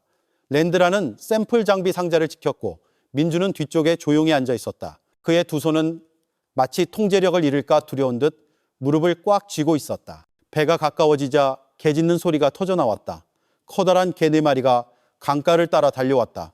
털은 곤두서 있었고 이빨을 드러내고 있었다. 오두막 문에서 덩치 큰 남자가 나왔다. 그의 몸은 다부졌고 피부는 검게 그을렸으며 날카로운 눈에는 의심이 가득했다. 그는 팔짱을 낀 채 강가에 섰다. 누구요? 그의 굵은 목소리가 습한 공기 중에 울려 퍼졌다. 이진욱은 안전거리를 유지하며 배에서 뛰어내렸다. 목이 바짝 탔지만 미소는 정중했다. 그는 서류 가방을 들어 올렸다. 안녕하십니까? 저희는 군청수상과에서 나왔습니다. 어류 건강과 수질에 대한 긴급 점검이 있어서요. 여기서 샘플을 좀 채취해야겠습니다. 남자는 다가와 서류 가방을 낚아챘다. 그의 눈이 임무서신을 빠르게 훑었다. 그의 눈썹이 날카롭게 치켜 올라갔다. 민주는 숨을 참았다. 목덜미가 서늘해지는 것을 느꼈다. 왜 미리 연락이 없었어? 남자의 목소리에는 의심이 묻어났다. 하성철이 반걸음 앞으로 나섰다. 그의 목소리는 훈련된 것처럼 차분했다. 새로운 절차입니다, 사장님. 몇몇 양어장에서 어류 질병이 보고되어 중앙에서 긴급 점검을 지시했습니다. 결과가 좋으면 걱정하실 필요 없습니다. 그는 몇 가지 기술 용어를 덧붙였다. 물의 pH, 암모니아 수치, 용존 산소량. 남자는 하성철을 오랫동안 쳐다보았다. 개들은 더욱 거세게 짖었고 그중 한 마리는 민준에게 거의 달려들 뻔했다. 순간 민준의 얼굴이 창백해졌고 손이 반사적으로 움직였다. 하지만 남자가 짧게 휘파람을 불자 동물들은 으르렁거리면서도 짖는 것을 멈췄다. 몇 초간의 침묵이 길게 느껴졌다. 마침내 남자가 짧게 고개를 끄덕였다. 빨리 끝내시오. 내 고기들 방해하지 말고. 그들은 삐걱거리는 나무다리를 건너 오두막으로 향했다. 그 옆에는 작은 창고가 서 있었고 문이 살짝 열려 있었다. 안에서는 타는 쇠 냄새와 비린내가 섞여 풍겨나왔다. 랜드라는 상자를 열고 샘플병을 준비하는 척했다. 하성철은 클립보드에 무언가를 썼고 이진욱은 양어장 가장자리에 몸을 숙여 측정 도구를 물에 담갔다. 민준이 작은 그물을 내릴 때 그의 눈이 우연히 창고 쪽으로 향했다. 문틈으로 그는 흙바닥에 살짝 나와 있는 낡고 붉은색 천조각을 보았다. 오래된 바지 같기도 했고 어쩌면 그냥 낡은 자루일 수도 있었다. 민준은 숨을 멈췄다. 심장이 세차게 뛰었다. 뭘 보는 거요? 남자의 굵은 목소리가 공기를 갈랐다. 민준은 화들짝 놀라며 서둘러 고개를 숙였다. 아닙니다. 샘플용 고기를 찾고 있었습니다. 그의 목소리는 갈라져 거의 깨질 뻔했다. 이진욱이 재빨리 끼어들었다. 그의 얼굴은 미소를 유지했지만 손바닥은 차가웠다. 사장님, 창고 근처 물도 확인해도 되겠습니까? 보통 기계가 수질에 영향을 줄 수 있어서요. 남자는 그를 날카롭게 쳐다보았다. 분명히 싫어하는 기색이었다. 개들이 다시 긴장감을 느낀 듯 짖기 시작했다. 몇 초의 침묵이 모두의 가슴을 짓누르는 것 같았다. 그러다 남자가 짧게 고개를 끄덕였다. 빨리. 이진욱과 하성철은 창고 옆으로 걸어갔다. 그들은 웅크리고 앉아 병을 물에 담그는 척했다. 눈초리로 이진욱은 그 붉은 천을 더 자세히 보았다. 문과 바닥 사이에 끼어 있었다. 그는 못 본 척 자신을 억제하며 기록지에 작은 표시만 추가했다. 충분해. 남자의 목소리가 침묵을 깼다. 샘플 가져갔으면 이제 가시오. 이진욱은 서류 가방을 닫고 정중하게 고개를 숙였다. 감사합니다. 분석 결과가 나오면 다시 연락드리겠습니다. 그들은 서둘러 배로 걸어갔다. 개들은 강가까지 따라왔고 그들의 시선은 민준의 등에서 떨어지지 않았다. 배가 멀어지기 시작했을 때 비로소 짖는 소리가 멈췄다. 배 위에서는 긴 침묵이 흘렀다. 랜드라는 떨리는 손으로 상자를 내려놓았다. 하성철은 얼굴을 닦았다. 그의 숨이 거칠었다. 하마터면 들킬 뻔했어. 한 번만 잘못 움직였어도. 이진욱은 점점 멀어지는 오두막을 다시 바라보았다. 그의 목소리는 낮았지만 단호했다. 그 창고에 뭔가가 있어. 그 천은 우연이 아니야. 문제는 우리가 다음 희생자가 되지 않고 어떻게 그걸 증명할 수 있느냐는 거지. 민주는 조용히 앉아 있었다. 그의 눈은 텅 빈 채 강물을 응시했다. 마음속에서 분노와 두려움이 뒤섞였다. 그는 방금 어두운 비밀의 문을 엿본 것 같았지만 그 문을 열기까지의 거리는 여전히 너무나 위험했다. 그들은 복잡한 감정으로 본부로 돌아왔다. 살아남았다는 안도감. 하지만 그들이 필요로 하는 증거가 여전히 늪속 창고문 뒤에 단단히 잠겨있다는 좌절감. 10장, 2개의 길. 늪에서의 위장 작전이 끝난 그날 오후 4명의 팀원은 지친 얼굴로 경찰서로 돌아왔다. 그들은 별말 없이 바로 회의실로 들어갔다. 오두막의 의문의 남자와 마주했던 긴장감은 여전히 날카롭게 남아있었다. 마치 개 짖는 소리가 아직도 귓가에 맴도는 것 같았다. 이진욱은 천천히 서류 가방을 열고 잠시 빈 서류를 응시하다가 입을 열었다. 우리는 직접 봤어. 그 창고는 의심스러워. 삐져나온 낡은 붉은 천. 그냥 자루일 수도 있지만 희생자 중 한 명의 것일 수도 있어. 절대 무시할 수 없어. 그는 민준을 향해 고개를 돌렸다. 네가 가장 확실하게 봤지. 어떻게 생각해? 민준은 잠시 고개를 숙였다가 억누른 목소리로 대답했다. 오래된 바지 색깔과 비슷했습니다. 지난달에 실종된 이장호 씨가 자주 입던 붉은색 바지가 생각났습니다. 하지만 멀리서 봐서 확신할 수는 없습니다. 너무 희미했습니다. 그는 말을 멈추고 깊은 숨을 내쉬었다. 저는 그저 우연이 아니라고 느낄 뿐입니다. 하성철이 신중한 어조로 말을 받았다. 그걸 단서로 간주하되 증거는 아니라고 봐야 해. 만약 희생자의 물건이 정말 거기에 있다면 우리는 합법적으로 그것을 확보할 방법을 찾아야 해. 물리적 증거 없이는 한 발짝도 더 나아갈 수 없어. 랜드라가 고개를 끄덕였다. 문제는 아까 우리가 거의 들킬 뻔했다는 겁니다. 그 남자는 이미 우리를 의심하고 있어요. 똑같은 이유로 다시 가면 문을 닫아 걸 겁니다. 다른 접근 방식이 필요합니다. 이진욱은 손가락으로 책상을 천천히 두드리며 깊이 생각했다. 맞아. 검사라는 속임수를 다시 쓸 수는 없어. 하지만 가만히 있을 수도 없지. 주민들은 이미 기다리고 있어. 주민들의 불안은 정말로 극에 달해 있었다. 그날 오후 낙강마을 이장으로부터 보고가 들어왔다. 경감님, 주민들이 마을 회관에 모였습니다. 현수막을 들고 소리를 지르고 있습니다. 어떤 사람들은 횃불을 들고 어떤 사람들은 뾰족한 대나무를 들었습니다. 경찰이 행동하지 않으면 자기들이 직접 늪에 그 오두막을 습격하겠다고 합니다. 이장의 목소리는 전화기 너머로 다급하게 들렸다. 이진욱은 서쪽으로 기우는 저녁 햇살이 낙동강에 비치는 것을 보며 본부 창가에 섰다. 그는 분노한 주민들의 군중과 더 이상 기다릴 수 없는 희생자 가족들의 눈물을 상상할 수 있었다. 만약 그들이 스스로 움직인다면 목숨이 위태로워질 뿐만 아니라 수사 전체가 망가질 수 있었다. 밤에 회의가 다시 열렸다. 이번에는 분위기가 평소보다 더 긴장되었다. 모두가 시간이 촉박하다는 것을 알고 있었다. 이진욱은 무거운 목소리로 회의를 시작했다. 새로운 전략이 필요해. 랜드라, 우리가 사용할 수 있는 다른 공식적인 경로가 있나? 랜드라는 메모를 꺼냈다. 환경부 경로를 이용할 수 있습니다. 수질 및 오염 검사는 강력한 명분이 될 수 있습니다. 심지어 진짜 환경부 직원 한 명을 참여시켜서 합법적으로 보이게 할 수도 있습니다. 하성철이 재빨리 반박했다. 좋은 생각이지만 행정 절차가 빠르지 않아. 공식 서류는 며칠이 걸릴 수 있어. 주민들은 분명히 기다려주지 않을 거야. 이진욱은 그들 모두를 바라보며 고개를 끄덕였다. 그때 아까부터 조용히 있던 민준이 마침내 입을 열었다. 그의 목소리는 차분했지만 눈은 결의에 차 불타고 있었다. 공식적인 경로는 환경부를 통해 준비하되 예비 계획도 있어야 합니다. 만약 그 남자가 자리를 비우거나 방심하는 틈이 생긴다면 우리가 잠시 잠입해서 증거가 될 만한 것을 가져오는 겁니다. 천 조각이든 희생자의 물건이든 무엇이든 빠르고 조용하게. 회의실은 즉시 조용해졌다. 하성철이 고개를 저었다. 그건 너무 위험해. 들키면 우리 목숨이 위태로워. 그리고 법적 근거 없이 들어가면 모든 결과가 재판에서 무효가 될 수 있어. 랜드라도 덧붙였다. 맞습니다. 성급하게 행동할 수 없습니다. 한 번만 잘못 움직이면 수사 전체가 흠집이 날 수 있습니다. 이진욱은 민준을 오랫동안 바라보았다. 위험을 알고 있나? 민준은 흔들림 없이 그를 마주보았다. 알고 있습니다. 하지만 한 가지 더 알고 있습니다. 우리가 기다리는 매일 또 다른 사람이 사라질 수 있다는 것을.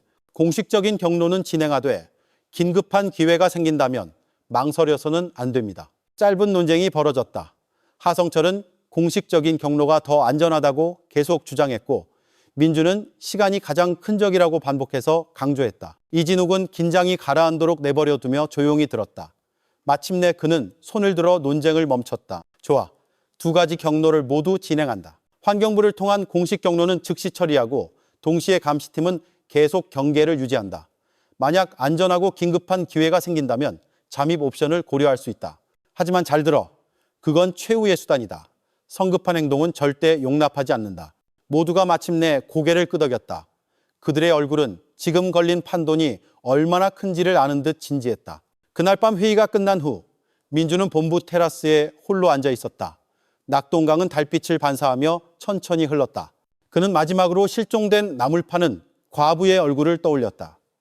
시장에서 손님을 대할 때의 그 소박한 미소, 그 모습이 떠나지 않고 가슴을 답답하게 만들었다. 그는 마음속으로 약속했다. 계획이 공식적이든 비공식적이든 더 이상 희생자가 나오게 두지 않겠다고. 11장 어둠 속의 침투. 2023년 5월 초 낙동강의 습한 공기는 더욱 숨막히게 짓눌렀다. 사흘 밤낮으로 팀은 멀리서 감시만 할 뿐 아무런 성과도 없었다. 의문의 남자는 오두막에 숨어 좀처럼 나오지 않았다. 값싼 소주나 쌀을 사러 시장에 갈 때를 제외하고는 창고에서 들려오는 기계 소리는 단조롭게 계속되었지만 매일 밤 소름 끼치는 공포를 자아냈다. 감시에 참여한 민주는 점점 더 초조해졌다. 그는 2명의 다른 팀원과 함께 배에 앉아 희미한 불빛의 오두막을 응시하며 틈이 생기기만을 바랐다. 하지만 밤낼 밤러 허송세월이었다. 이러다간 우린 그냥 구경꾼이 될 뿐이야. 그가 무전으로 중얼거리자 본부에 있던 하성철이 인내심을 가지라고 그를 나무랐다. 기회는 나흘째 밤에 찾아왔다.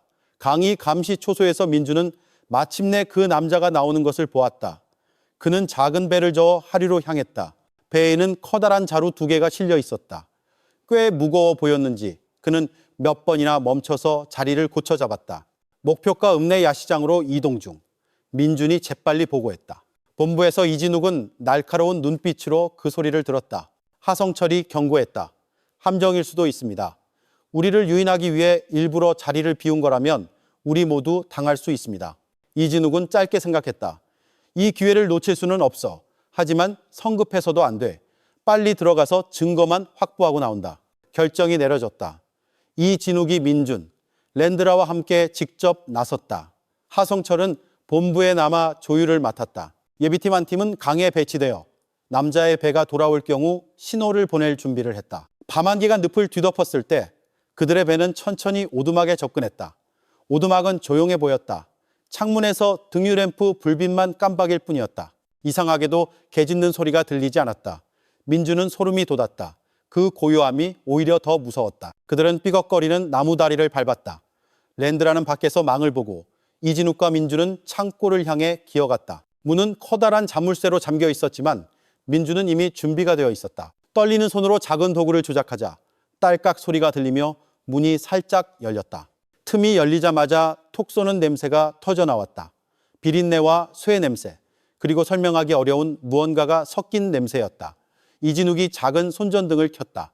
희미한 불빛이 방 안을 드러냈다. 중앙에는 거대한 기계가 서 있었고 녹슨 칼날이 번뜩였다. 나무 바닥은 이미 스며든 검은 얼룩으로 가득했다. 구석에는 자루 몇 개가 쌓여 있었는데 그중 하나는 찢어져 낡은 천 조각들이 보였다. 민주는 숨을 참았지만 이번에는 더 이상 추측할 용기가 나지 않았다. 이진욱이 다른 구석을 비췄다. 테이블 아래에 작은 나무 상자가 있었다. 그가 상자를 열 때 손이 떨려 손전등을 거의 떨어뜨릴 뻔했다. 안에는 개인 소지품들이 들어있었다. 낡은 지갑, 금이 간 손목시계, 그리고 빛바랜 사진이 붙은 신분증 한 장. 이진욱은 얼어붙었다.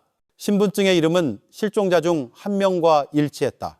경감님, 민준이 거의 들리지 않게 속삭였다. 이것만으로도 충분합니다. 이진욱은 재빨리 고개를 끄덕였다.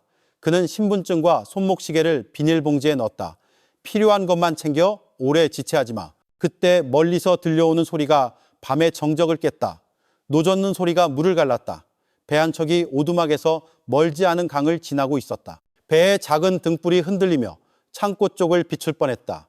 이진욱은 즉시 손전등을 끄고 민준을 기계 뒤로 끌어당겨 웅크렸다. 그들의 심장은 미친 듯이 뛰었다. 배는 천천히 멀어지고 노젓는 소리도 희미해졌다. 그들은 다시 일어서서 서둘러 상자를 닫았다. 하지만 나가기 전 갑자기 오두막 아래에서 개 짖는 소리가 들렸다. 한 마리가 남겨져 있었던 것이다. 쇠사슬이 요란하게 흔들리며 풀려나려 애썼다. 민주는 당황했지만 이진욱은 조용히 하라는 신호를 보냈다. 그들은 널빤지가 삐걱거릴 때마다 숨을 참으며 조용히 밖으로 달려나갔다. 랜드라가 다리 끝에서 기다리고 있었다. 빨리! 그가 날카롭게 속삭였다. 그들은 배로 뛰어들어 힘껏 밀어냈다. 짖는 소리는 점점 더 커져 늪에 울려 퍼졌다. 마치 배가 안개 속으로 사라질 때까지 그들을 쫓는 것 같았다. 강이 한가운데에 이르러서야 그들은 안도의 한숨을 쉴 수 있었다. 민주는 이진욱의 손에 들린 비닐봉지를 바라보았다. 그의 손이 심하게 떨렸다. 증거를 확보했습니다, 경감님. 더 이상 추측이 아닙니다. 이진욱은 오랫동안 그 물건들을 응시했다. 그의 얼굴은 어두웠다. 그래, 하지만 이건 시작일 뿐이야. 모든 것이 밝혀지기 전에 더 많은 것을 확인해야 해. 배는 계속 나아갔고 다시 어둠에 잠긴 오두막을 뒤로 했다. 그들은 밤안개 속에서 이제 고양이와 쥐의 게임이 단순한 감시에서 실질적인 사냥으로 변했다는 것을 깨달았다. 12장 폭풍 전야. 그날 아침 안동경찰서 회의실은 평소보다 더 답답하게 느껴졌다. 테이블 위에는 낡은 지갑, 금이 간 손목시계, 신분증이 담긴 투명 비닐봉지가 놓여 있었다. 모든 시선이 그 물건들에 고정되었다. 그것들은 단순한 물건이 아니었다. 든니기를 갈망하는 실종자들의 목소리였다. 이진욱이 일어섰다. 그의 목소리는 단호했지만 눈은 무거웠다. 이 물건들은 늪의 오두막 창고에서 발견했다. 신분증은 3개월 전 실종된 주민 주기환 씨의 것이다. 이유 없이 거기에 있을 리가 없어. 하성철이 고개를 숙이며 한숨을 쉬었다. 강력한 증거지만 여전히 정황 증거로 간주될 수 있습니다. 더 구체적인 것이 필요합니다. 지문, DNA 혹은 시신, 그것 없이는 검찰이 기소를 거부할 수 있습니다. 랜드라가 덧붙였다. 이 물건들을 대구에 있는 국과수로 보내 희생자 가족 데이터와 대조할 수 있습니다. 하지만 시간이 걸립니다. 그동안 압박은 더 심해질 겁니다. 그의 말을 증명하듯 한 경찰관이 서둘러 들어왔다. 경감님, 주민들이 다시 마을 회관에 모였습니다. 어제보다 더 많습니다. 일부는 군청 사무소에 돌을 던졌습니다. 현지 경찰이 감당하기 힘들어합니다. 이진욱은 잠시 눈을 감았다. 그는 상황이 언제든 폭발할 수 있다는 것을 알았다. 우리가 답을 주지 않으면 그들이 스스로 움직일 거야. 한편 늪의 오두막에서 의문의 남자는 야시장에서 막 돌아왔다. 그는 무거운 자루들을 부엌으로 옮기고는 창고로 걸어갔다. 그의 손이 자물쇠를 잡았다. 순간 그는 멈칫했다. 자물쇠의 위치가 평소와 달랐다. 그는 문을 더듬어 보고 안으로 들어갔다. 거대한 기계는 제자리에 있었고 자루들도 여전히 쌓여 있었다. 하지만 테이블 아래에 나무 상자가 약간 움직인 것처럼 보였다. 남자는 몸을 숙여 상자를 열고 안의 내용물을 재빨리 세었다. 평소처럼 지갑, 싸구려 반지, 천조각들이 모두 있는 것 같았다. 하지만 그는 뭔가 다르다고 느꼈다. 그의 눈썹이 찌푸려졌다. 그는 나무 의자에 앉아 손가락으로 무릎을 두드렸다. 그의 눈이 방 안을 훑고 창밖 안개 낀 강을 응시했다. 불길한 느낌이 그를 감쌌다. 누가 들어왔었어? 그가 나지막이 중얼거렸다. 하지만 아직 증거는 없었다. 그날 밤 그는 큰 식칼을 무릎에 올려놓고 현관에 오랫동안 앉아 있었다. 그의 시선은 불안했고 의심으로 가득했다. 마치 자신의 영역에 낯선 냄새를 맡은 야수 같았다. 본부에서는 상관의 전화가 압박을 더욱 가중시켰다. 경찰서장은 차가운 목소리로 말했다. 이 경감, 보고서 읽었네. 희생자 물건이 창고에서 발견됐다고. 하지만 시신이나 목격자 없이는 법적으로 확고하게 설 수 없어. 성급하게 굴지 마. 이진욱은 조심스럽게 대답했다. 알겠습니다, 서장님. 하지만 주민들이 더는 기다리지 못합니다. 매일 새로운 희생자가 나올 위험이 있습니다. 그렇다면 절대적인 증거를 찾아 빨리. 그러지 못하면 도경에서 사건을 가져갈 거야. 전화는 끊겼고 회의실은 침묵에 잠겼다. 하성철이 이진욱을 바라보았다. 경고입니다. 우리에게 남은 시간이 얼마 없다는 뜻입니다. 이진욱은 고개를 끄덕이고 민준에게로 향했다. 어젯밤 감시 보고는? 민준이 심각한 목소리로 대답했다. 그는 더 불안해 보입니다. 식칼을 들고 현관에서 몇 시간 동안 앉아 있었습니다. 잠도 자지 않고 마치 누가 감시하는 걸 아는 것처럼요. 침묵이 회의실을 감쌌다. 그들은 모두 남자가 의심하기 시작했다는 것을 이해했다. 만약 그가 더 확신하게 된다면 그들의 계획은 수포로 돌아갈 수 있었다. 그날 오후 충격적인 소식이 전해졌다. 이웃 마을의 한 젊은이가 아침부터 실종되었다는 것이다. 그는 낚시하러 간다고 말했지만 오후가 되도록 돌아오지 않았다. 그의 가족은 공황 상태에 빠져 신고했다. 소식은 빠르게 퍼졌다. 주민들은 마을 회관으로 몰려들었다. 그들은 경찰이 늦장 부린다고 비난하며 소리쳤다. 몇몇 젊은이들은 군청 사무소의 울타리를 두드렸고 심지어 안으로 들어가려고 시도했다. 파출소 경찰들이 진정시키려 했지만 거의 충돌 직전이었다. 이장은 떨리는 목소리로 본부에 전화했다. 경감님, 더 이상 막을 수가 없습니다. 오늘 밤 확실한 조치가 없으면 그들이 직접 늪으로 갈 겁니다. 이진욱은 턱을 굳히며 그 소식을 들었다. 그는 희생자들의 위치를 표시한 붉은색과 푸른색 핀을 응시하며 큰 화이트보드 앞에 섰다. 이대로 두면 엉망이 될 거야. 우리는 초기 증거를 가지고 있지만 사건을 종결시키려면 반박할 수 없는 무언가가 필요해. 하성철이 나지막이 말했다. 그건 우리가 그 늪의 핵심을 찾아야 한다는 뜻입니다. 그곳에 정말로 무엇이 숨겨져 있는지. 랜드라가 지도를 오랫동안 응시했다. 만약 양어장 아래에 무언가가 있다면 우리는 대규모 작전을 준비해야 합니다. 하지만 아직 때가 아닙니다. 이진욱은 무거운 목소리로 회의를 마쳤다. 아직 공개적으로 움직일 수는 없어. 하지만 모든 가능성에 대비해야 해. 오늘 밤부터 감시를 강화하고 그가 도망칠 기회를 주지 마. 대규모 작전은 다가오고 있어. 민주는 주먹을 꽉 쥐었다. 그의 눈이 불탔다. 그는 더 큰 폭풍이 눈앞에 있다는 것을 알았다. 그날 밤 멀리서 감시팀은 의문의 남자가 횃불을 들고 양어장 주위를 걷는 것을 보았다. 식칼은 여전히 허리에 차여 있었다. 그는 몇 번 멈춰서서 어두운 강을 응시했다. 마치 자신에게 혹은 자신만이 볼 수 있는 그림자에게 말하는 것 같았다. 배에 있던 팀에게 그 광경은 위험 신호와 같았다. 남자는 아직 공격적으로 움직이지 않았지만 그의 본능은 이미 깨어났다. 사냥꾼과 쫓기는 자 사이의 거리는 이제 종이 한 장 차이로 좁혀졌다. 13장 작전 개시. 2023년 5월 둘째 주 초 안동의 하늘은 무거운 먹구름에 뒤덮여 있었다. 마치 수사팀의 모든 발걸음을 짓누르는 것 같았다. 경찰서의 회의실은 전략본부로 변했다. 긴 테이블은 기록으로 가득 찼고 벽에는 중요 지점을 표시한 색색의 핀이 꽂힌 큰 지도가 붙어 있었다. 긴장된 얼굴들이 작전 계획을 설명하는 이진욱을 바라보고 있었다. 그는 단호한 어조로 말했다. 공개적인 작전을 더 이상 미룰 수 없다고. 주민들은 거의 통제 불능 상태였고 상관은 압박했으며 초기 증거는 이미 확보했다. 하성철은 이런 작전은 공식적인 서신을 통해야 하며 서장은 아직 허가를 내주지 않았다고 상기시켰다. 이진욱은 보고서는 이미 준비되었고 자신이 직접 서장실로 가서 결재를 받을 것이라고 짧게 대답했다. 지금 필요한 것은 빈틈없는 세부 계획이었다. 랜드라가 지적했다. 늪의 오두막은 포위하기가 너무 어렵다고.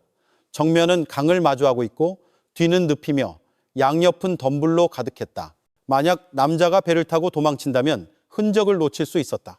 따라서 팀은 둘로 나뉘어야 했다. 하나는 조용한 배를 타고 강을 따라 접근하고 다른 하나는 사람이 거의 다니지 않는 동쪽 육로를 통해 기어가야 했다. 민주는 경비견들이 대비되지 않으면 모든 위장을 망칠 수 있다고 덧붙였다. 따라서 동물 마취제가 준비되어야 했다. 이진욱은 동의하며 총기는 정말 위급한 상황에서만 사용해야 한다고 강조했다.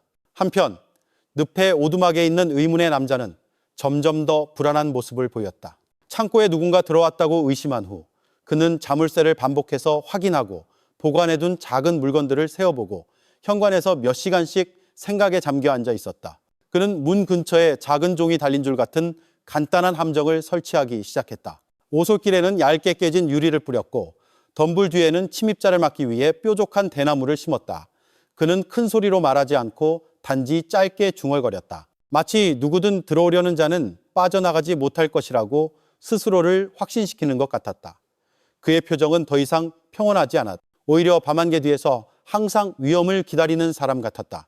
다음 날 밤 감시팀은 오두막 주위에서 횃불이 이리저리 움직이는 것을 보았다고 보고했다. 깡통이 부딪히는 듯한 작은 소리가 희미하게 들렸다. 민주는 망원경을 통해 남자가 땅에 무언가를 뿌리고 다시 앉아 식칼을 가는 것을 볼 수 있었다. 그 보고는 이진욱으로 하여금 상대가 이미 경계태세에 들어갔다는 것을 더욱 확신하게 만들었다. 그는 시간이 얼마 남지 않았다는 것을 알았다. 만약 남자가 더 의심하게 되면 증거를 없애거나 심지어 오두막을 떠날 수도 있었다. 하성철은 이 상황이 오히려 더 위험하다고 강조했다. 어떤 함정이 설치되었는지 알 수 없기 때문이다. 랜드라는 완벽한 지도 없이 기습작전을 펼치면 팀이 쉽게 함정에 빠질 수 있다고 덧붙였다. 다음 날 이진욱은 서장을 찾아갔다. 희생자 물건 증거, 감시 기록, 그리고 기습 경로 지도가 담긴 완전한 보고서를 가지고 서장은 오랫동안 읽고 나서 날카롭게 그를 쳐다보았다. 그는 작전이 실패할 경우 모든 책임은 이진욱의 어깨에 떨어질 것이라고 엄중히 경고했다. 하지만 마침내 그는 일주일의 시간을 주었다. 목표를 살려서 체포하거나 적어도 반박할 수 없는 증거를 가져와야 한다는 조건이었다. 이진욱은 굳은 자세로 그 결정을 받아들였다. 한편 마을회관에서는 분위기가 더욱 험악해졌다. 주민들은 단순히 소리치는 것을 넘어 식칼, 나무, 뾰족한 대나무를 들고 있었다. 몇몇 젊은이들은 늪으로 돌진하려다 파출소 경찰들의 저지선을 뚫으려고 했다. 작은 충돌이 불가피했다. 넘어진 사람도 있었고 군청 사무소의 유리창이 돌에 맞아 깨지기도 했다. 창백한 얼굴의 이장은 주민들에게 물러서 달라고 애원하며 피가 쏟아질까 봐 거의 울먹였다. 이 소식이 본부에 전해지자 민주는 더욱 분노했다. 그는 격앙된 목소리로 말했다. 만약 조금만 더 늦는다면 늪에서 새로운 희생자가 나올 뿐만 아니라 주민들 간의 유혈 사태가 벌어질 수도 있다고. 이진욱은 그의 어깨를 두드리며 진정시켰다. 한 번만 잘못 움직이면 모든 노력이 수포로 돌아갈 것이기 때문에 침착해야 한다고 말했다. 그날 밤 팀은 본부 근처의 빈 창고에서 기습 시뮬레이션을 했다. 그들은 역할 분담, 신호 전달, 그리고 마취제로 개를 제압하는 훈련을 했다. 모든 실수는 즉시 수정되었다. 평소 신중하던 하성철은 이제 더 큰 목소리로 강조했다. 남자는 평범한 사람이 아니라 동물의 본능을 가졌고 자신이 지배하는 지형에 익숙한 인물이라고. 랜드라는 작전이 단지 체포하는 것뿐만 아니라 재판에서 사건을 종결시킬 수 있는 증거를 찾는 것이라고 상기시켰다. 훈련은 밤늦게까지 계속되었다. 땀이 흘렀지만 열정은 여전히 타올랐다. 늪의 오두막에서 의문의 남자는 시카를 무릎에 올려놓고 문 앞에 앉아 있었다. 그의 눈은 어둠을 응시했고 귀는 늪의 모든 소리를 예리하게 들었다. 가끔 그는 빠르게 고개를 돌렸다. 마치 그림자가 자신을 엿보는 것을 느낀 것처럼 그는 옅게 미소 지었다. 평온해서가 아니라 두려움을 허세로 덮으려는 사람처럼. 강 건너편에서 그 장면을 본 감시팀은 낮은 목소리로 보고했다. 목표가 마치 기다리고 있는 것처럼 준비된 상태라고. 그 말을 듣고 이진욱은 본부 창가에 서서 늪을 뒤덮은 어둠을 응시했다. 그는 마음속으로 알았다. 결정의 순간이 점점 더 가까워지고 있으며 단 한 번의 실수가 사냥하는 자들을 오히려 사냥당하는 자들로 만들 수 있다는 것을. 14장 심판의 밤. 2023년 5월 중순 낙동강변의 밤은 모든 소리를 삼킬 듯한 짙은 안개에 휩싸여 있었다. 소음 없는 모터보트가 거센 물살을 가르며 천천히 움직였다. 이진욱, 민준, 그리고 몇몇 팀원들을 태우고 늪의 오두막으로 향했다. 다른 한편에서는 하성철이 이끄는 지상팀이 동쪽의 덤불길을 통해 기어가고 있었다. 그들의 몸은 진흙과 이슬로 흠뻑 젖어 있었다. 무전기 볼륨은 속삭임만 들릴 정도로 낮춰졌다. 매 순간 그들의 심장은 더 빨리 뛰었다. 출발하기 전 이진욱은 본부에서 마지막 지시를 내렸다. 그는 부하들을 하나하나 쳐다보았다. 오늘 밤 우리가 모든 것을 증명한다. 통제력을 잃지 마. 목표는 살려서 체포해야 해. 증거가 있으면 즉시 확보하고 우리가 끝내기 전까지 주민들이 알게 해서는 안 돼. 모두가 고개를 끄덕였다. 그들의 얼굴은 긴장되었지만 결의로 가득 차 있었다. 마을 회관에서는 수십 명의 주민들이 여전히 경계를 서고 있었다. 몇몇은 횃불을 들고 있었다. 그들은 늪으로 접근하고 싶었지만 파출소 경찰들이 엄격하게 막고 있었다. 이진욱은 이 작전이 빠르고 깨끗해야 한다는 것을 알았다. 총성 한 발이라도 울리면 주민들이 몰려와 모든 것이 엉망이 될 수 있었다. 강팀의 배가 마침내 오두막 앞 작은 나무 부두에 가까워졌다. 안개 때문에 시야가 제한되었다. 민주는 마취총을 잡았다. 그의 눈은 마당에 있는 개들의 움직임에서 떨어지지 않았다. 세 마리가 이리저리 뛰어다니며 낯선 냄새를 맡는 것 같았다. 한 마리가 가까이 다가왔을 때 민주는 방아쇠를 당겼다. 마취침이 날아가 꽂혔다. 개는 소리 없이 쓰러졌다. 나머지 두 마리도 뒤따라 쓰러졌고 마당은 다시 고요해졌다. 한편 하성철이 이끄는 지상팀은 오두막의 동쪽 측면에 성공적으로 도달했다. 그들은 덤불에 설치된 작은 종이 달린 줄을 발견했다. 하성철은 조심하라는 신호를 보내고 소리가 나지 않도록 천천히 줄을 잘랐다. 다른 길에서는 깨진 유리를 거의 밟을 뻔했지만 작은 손전등 불빛이 함정을 드러냈다. 모두가 숨을 참으며 지나갔다. 오두막 안에서 의문의 남자는 불안해 보였다. 그는 시카를 무릎에 올려놓고 나무 의자에 앉아 있었다. 그의 눈은 가끔 창문을 향했고 귀는 밖의 소리를 예리하게 들었다. 직감이었는지 경험이었는지 그는 그날 밤 무언가 다르다고 느꼈다. 이진욱이 손가락으로 신호를 보냈다. 두 명의 팀원이 정문으로 기어가는 동안 지상팀은 이미 뒤쪽에서 준비를 마쳤다. 무전기가 작게 울렸다. 하성철의 목소리가 들렸다. 모든 위치 준비 완료. 이진욱이 짧게 대답했다. 실행. 문이 동시에 부서졌다. 남자는 놀랐지만 그의 반응은 빨랐다. 시칼이 치켜 올라가 팀원 중 한 명을 거의 칠 뻔했다. 민준이 뛰어들어와 책상을 걷어차 뒤집었다. 짧은 격투가 벌어졌다. 남자는 강했고 몸은 다부졌지만 수적으로 불리했다. 몇 분간의 고함과 나무 부딪히는 소리 끝에 마침내 그는 총 개머리판에 맞아 쓰러졌다. 그의 손은 단단히 수갑이 채워졌다. 하지만 그 승리는 시작에 불과했다. 이진욱이 명령했다. 창고를 확보하고 증거를 찾아라. 팀은 즉시 오두막 옆 큰 창고로 움직였다. 문은 자물쇠로 잠겨 있었지만 빠르게 부서졌다. 안으로 들어가자 비린내와 쇠 냄새가 코를 찔렀다. 녹슨 칼날을 가진 거대한 기계가 중앙에 서 있었고 나무 바닥은 검은 얼룩으로 가득했다. 랜드라가 손전등을 켰다. 불빛이 찢어진 자루와 낡은 천 조각들을 비췄다. 그리고 다른 구석에는 나무 상자들이 쌓여 있었다. 한 팀원이 상자를 열고는 말이 없었다. 그 안에는 지갑, 손목시계, 싸구려 목걸이, 그리고 다른 신분증들이 있었다. 모두 실종된 사람들의 것이었다. 랜드라가 떨리는 목소리로 속삭였다. 희생자들의 물건입니다. 전부 여기 있습니다. 이진욱은 침울한 얼굴로 고개를 끄덕였다. 모아라. 하나도 남기지 마.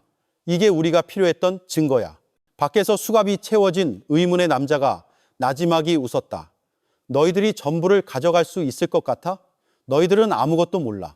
이 늪은 내 집일 뿐만 아니라 너희들도 삼켜버릴 거야. 그의 말은 소름을 돋게 했지만 이진욱은 대꾸하지 않았다. 그는 그런 자들이 마지막까지 공포를 퍼뜨리려 한다는 것을 알았다. 팀이 수색하는 동안 민주는 창고 구석에 있는 쇠통에 다가갔다. 그는 안으로 손전등을 비췄다. 언뜻 탁한 액체와 형태를 알 수 없는 작은 조각들이 보였다. 속이 메스꺼웠지만 그는 즉시 통을 닫고 신호를 보냈다. 경감님, 이건 국과수로 가져가야 합니다. 이진욱이 고개를 끄덕였다. 무전기가 다시 울렸다. 밖에서 하성철의 다급한 목소리가 들렸다. 경감님, 주민들이 늪 쪽으로 움직이기 시작했습니다. 횃불을 들고 소리를 지르고 있습니다. 상황이 터지기 전에 빨리 빠져나가야 합니다. 이진욱은 재빨리 생각했다. 모든 증거는 봉투에 담아 목표는 배로 데려가. 우리는 지금 철수한다. 분위기는 갑자기 혼란스러워졌다. 멀리서 주민들의 고함 소리가 점점 더 커졌고 횃불의 불빛이 안개를 뚫고 보였다. 파출소 경찰들이 막으려 했지만 군중은 너무 많았다. 만약 그들이 창고 안의 것을 본다면 폭동은 불가피했다. 팀은 계속 저항하는 의문의 남자를 재빨리 끌어냈다. 증거들은 포장되었고 거대한 기계는 여러 각도에서 사진이 찍혔다. 민중과 다른 두 팀원이 물건이 담긴 봉투를 배로 옮겼다. 하성철은 육로를 통해 후퇴를 엄호했다. 그들의 배가 마침내 멀어지기 시작했을 때 군중의 소리는 이미 늪가에 거의 다다랐다. 안개가 시야를 가렸지만 주민들의 고함 소리와 멀리서 들려오는 개 짖는 소리가 뒤섞였다. 의문의 남자는 손이 묶인 채 차갑게 웃었다. 너희들이 나를 데려가지만 이 늪은 아직 비밀을 품고 있어. 이진욱은 굳은 얼굴로 강을 똑바로 쳐다보았다. 그는 그 비밀이 방금 본 것보다 훨씬 더 끔찍할 수 있다는 것을 알았다. 15장 되찾은 목소리. 늪의 오두막을 포위한 작전이 끝난 며칠 후 낙동강변은 더 이상 미스터리한 장소가 아니었다. 경찰은 주변에 노란색 폴리스 라인을 쳤다. 창고에 있던 거대한 기계는 증거물로 압수되었고 희생자들의 물건으로 가득 찬 나무 상자들은 국과수 감식실에 가지런히 놓였다. 추가 수사 결과 끔찍한 진실이 드러났다. 일부 희생자들은 살해당했을 뿐만 아니라 그들의 시신이 그 기계에 의해 갈려늪의 양어장에 버려졌다는 것이었다. 진흙 속에서 발견된 몇몇 작은 조각들은 그곳에서 정말로 비극이 일어났다는 반박할 수 없는 증거가 되었다. 이전에 분노했던 마을 주민들은 경찰이 수사 결과를 발표했을 때 마침내 진실을 알게 되었다. 마을 회관에서는 울음이 터져나왔다. 희생자들의 이름이 하나씩 불렸고 그들의 가족들은 서로를 껴안았다. 일부는 현실을 받아들이지 못하고 쓰러졌다. 이장은 떨리는 목소리로 그동안 주민들을 지키지 못한 것에 대해 사과했다. 그는 말했다. 우리 모두가 소홀했습니다. 우리는 사라진 사람들이 주정뱅이거나 과부거나 혼자 산다는 이유만으로 중요하지 않다고 생각했습니다. 하지만 그들도 인간이었고 우리 공동체의 일부였습니다. 그 말에 모든 사람이 침묵했다. 취조실에서 의문의 남자는 손에 수갑을 찬 채 앉아 있었다. 그는 체포될 때처럼 더 이상 웃지 않았다. 그의 시선은 텅 비었고 가끔 이해할 수 없는 말을 중얼거렸다. 이진욱은 오랫동안 그를 바라보다가 말했다. 너는 약한 사람들을 골랐지. 아무도 신경 쓰지 않을 거라고 생각했으니까. 하지만 결국 진실은 드러났어. 모든 것을 숨길 수 있을 거라고 생각했던 그 늪이 이제는 침묵의 증인이 되었지. 남자는 대답하지 않고 고개만 숙였다. 결국 그는 연쇄, 살인, 사체, 유기 및 손괴 등 여러 혐의로 기소되었다. 무기징역, 심지어 사형 선고가 그를 기다리고 있었다. 하지만 법정 밖에서 이 사건은 깊은 사회적 상처를 남겼다. 마을 주민들은 그동안 자신들이 너무 쉽게 눈 감아 왔다는 것을 깨닫기 시작했다. 쓰레기처럼 여겨지거나 쓸모없다고 생각했던 사람들이 실제로는 가장 희생되기 쉬운 사람들이었다. 하성철은 주민들과의 한 모임에서 나지막이 말했다. 만약 처음부터 우리가 관심을 가졌다면 이 비극은 이토록 커지지 않았을지도 모릅니다. 약점이 있다는 이유만으로 사람을 얕보지 마십시오. 처음부터 희생자 가족들의 고통을 지켜본 민주는 자신이 변했다고 느꼈다. 그는 이진욱에게 말했다. 예전에는 경찰의 임무가 법에 관한 것이라고만 생각했습니다. 하지만 이제는 우리의 임무가 마음에 관한 것, 어둠에 삼켜지지 않도록 약한 자들을 지키는 것이라는 걸 압니다. 이진욱은 그의 어깨를 두드리며 덧붙였다. 그게 가장 큰 교훈이야. 법은 강한 자들을 위해서만 있는 게 아니라 특히 가장 무력한 자들을 위해 있는 거야. 낙동강의 늪은 이제 고요하다. 공포가 깃들었던 나무 오두막은 허물어졌다. 주민들은 그 주위에 나무를 심으며 자연이 상처를 치유해 주기를 바랐다. 그곳을 지날 때마다 사람들은 긴 고통 끝에 희생자들의 영혼이 평안하기를 기도했다. 이 사건은 결코 잊히지 않을 어두운 이야기가 되었다. 그것은 범죄가 고요함 뒤에 숨을 수 있으며 때로는 외로움과 어두운 영혼에서 태어난다는 것을 상기시켰다. 하지만 그것은 또한 하나의 큰 교훈이 되었다. 공동체는 모든 사람이 아무리 작은 역할을 하더라도 존중받고 보호받을 때에만 안전하다는 것. 마지막으로 이진욱은 보고서에 이렇게 썼다. 이 비극은 경고다. 단 한 사람이라도 보호받지 못한 채 사회의 변두리에서 살아가게 두어서는 안 된다. 우리의 무관심 뒤에는 언제든 먹잇감을 노리는 포식자가 나타날 수 있기 때문이다. 그리고 그때가 되면 모든 것이 너무 늦을 것이다. 이야기는 끝났지만 그 메시지는 영원하다. 진실은 드러나는데 시간이 걸릴지 모르지만 영원히 묻힐 수는 없다. 어두웠던 늪은 마침내 그 목소리를 되찾았고 그 어둠 속에서 작은 빛이 태어났다. 모든 생명은 아무리 연약하더라도 소중하다는 깨달음의 빛이